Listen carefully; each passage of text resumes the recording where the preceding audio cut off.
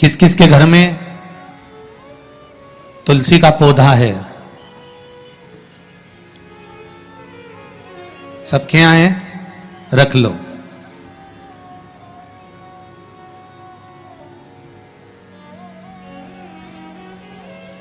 कहां लगा है?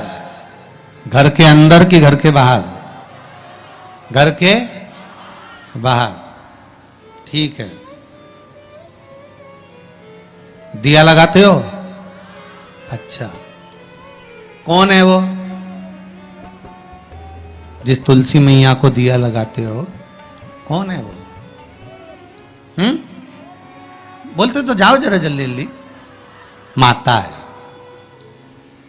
घर में जो सास है वो कौन है? वो भी बोलो तो जम के बोलो जरा। माता है। बैसाख का महीना चल रहा है, बहुत जोरदार गर्मी पड़ रही है, बहुत जोरदार गर्मी, खूब जोर की। तुम्हारी सास की कुर्सी घर के बाहर लगा दो।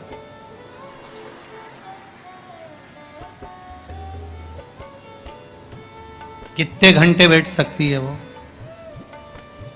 बोलो जरा, जम के बोलते जाओ। यहां विश्वास की कथा चल रही है, भाव और श्रद्धा की कथा चल रही है। कितने घंटे बैठेगी वो? अरे 1 घंटा भी जाने दो रिजी जी हो। 15 मिनट ऐसी चिलचिलाती हुई धूप में वो बैठ जाए, बहुत कठिन बात, बहुत कठिन। तुम्हारे घर के दरवाजे पर तुलसी का क्यारा है, तुम उसको दिया लगाती हो, माता कहती हो, पूछती हो, पूजती हो। तुमने तुलसा महारानी से कहा, मां बैसाख की गर्मी पड़ रही है, तेरे को गर्मी लग रही होगी, चल थोड़ी देर में तुझे अपने कक्ष में लेकर चलती हूँ, थोड़ी छांव में रख देती हूँ, तेरे ऊपर एक छत्र लगा देती हूँ, थोड़ा सा एक ब्लाउज का टुकड़ा पड़ा हुआ है, पीस पड़ा हुआ है, उसको मैं तेरे ऊपर डाल देती हूँ, जिससे तुझे गर्मी कम लगेगी। कभी विचार किया?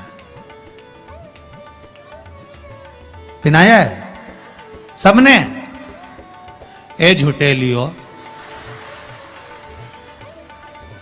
पाटीदार जी गाड़ी लगाओ जरा, सबका घर चला। देख के तो आए कित्तों के घर में पिनाया है? अरे देखा देखी में काम बिगड़ जाता है। एक बार कक्षा 8वीं का पेपर था, बच्चों के लिए एग्जाम में लिखने को आ गया, दिल्ली की सबसे बड़ी मीनार का नाम लिखो। आगे वाले ने लिख दिया दिल्ली में कुतुब मीनार है, पीछे वाले ने आगे वाले का देखकर लिख दिया दिल्ली में कुतिया बीमार है। जितने बैठे हैं उसमें से 50, 100, 200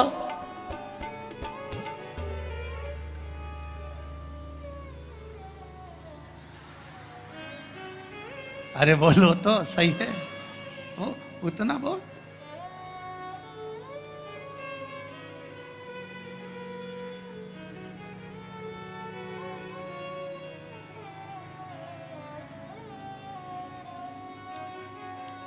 ये तो आपकी चित्तवृत्ति में आपको थोड़ा सा वो कहते हैं ना, एक पत्नी अपने पति के पांव छूती है, एक पत्नी अपने पति को प्रणाम करती है, और बाकी की जितनियों से पूछा गया क्या सब पांव छूती है? हाँ, तुरंत तैयार।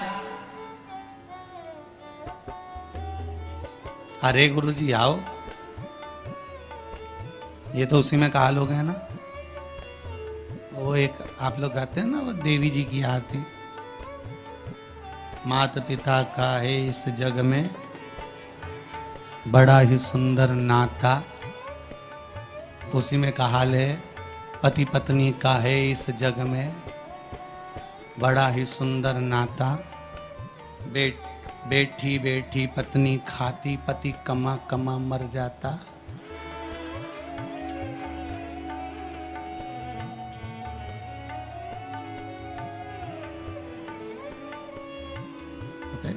सारी तनख्वाह निपटाने वाली,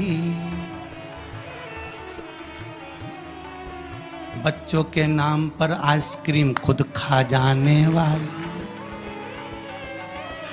विचार करे सुक्का। अब सोचे कि एक उठाया सब ने, हाँ हमने भी डाल रखा है। अरे थोड़ा सा दिल में, हृदय में, चित्त में, मन में भाव लेकर आ जा, बस थोड़ा सा भी लाए ना, उतने में तो कल्याण हो गया। जैसे पर भावों में इतने इतने आप आनंद में डूबो, भाव में डूबो, मना नहीं है, पर भाव में छल ना हो जाए, भाव में पाप कृत्य ना हो जाए, और भाव में आप पाप कृत्य में ना डूब जाएं, इसका स्मरण रहे। कई माताएं तो पुण्य करते करते भी पाप कमा लेती, कई पुरुष लोग भी पुण्य करते करते पाप कमा लेते। तुलसी जी को दिया लगाने गई, तुलसी जी को दिया घुमा के तुलसी जी के कुंडे में धरी आई।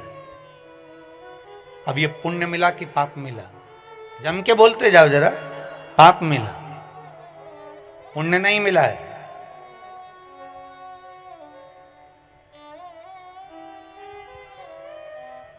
इसको पुण्य कमाना नहीं कहा। जिस तुलसी के क्यारे में तुमने दिया रखा, तुलसी मैया ही मन में सोच रही काहे को आ गई, रोज शाम पड़ आया जाती है, मन को इतना घबरा देती है कि आग लगा के जाएगी। पवन देवता से रोज विनती करती हूं कि ये दिया जलाए और तू हवा चला। तो तुम जब जब दिया लगाने जाती हो तो इतनी देर से हवा नहीं चलेगी, पर दिया लगाने बैठी कि हवा चली। वह हवा क्यों चले? कि मैया तुलसी भी भगवान से के थोड़ी चला दो, नी जले इसकी माचिस, ये आग लगा के मारे। पुण्य कमाने का मन में विचार था, मालूम पड़े पाप कमा कर जा रहे हो तो उसका कोई भाव नहीं है, उसका कोई आनंद नहीं है, उसका कोई लाभ नहीं है महाराज जी हो, उसकी कोई श्रेष्ठता नहीं है। ये प्रयास करो, तुलसी के जड़ में, तुलसी के पौधे में जल अवश्य समर्पित करो। एक दीपदान तुलसी के पौधे से थोड़ा सा दूर अवश्य करना चाहिए। कई लोगों की आदत रहती है तुलसी के गमले में ही दिया रख देते हैं और तुलसा महारानी पूरी कुमला जाती है। अब तुम्हारी सास बैठी हो कुर्सी पर, उसकी साड़ी के पास में दिया धर दो, अच्छा लगेगा? बोलो, जम के बोलो जरा। नहीं लगेगा। क्या कहेगी वो? मुझे जलाएगी क्या? मुझ में आग लगाएगी क्या?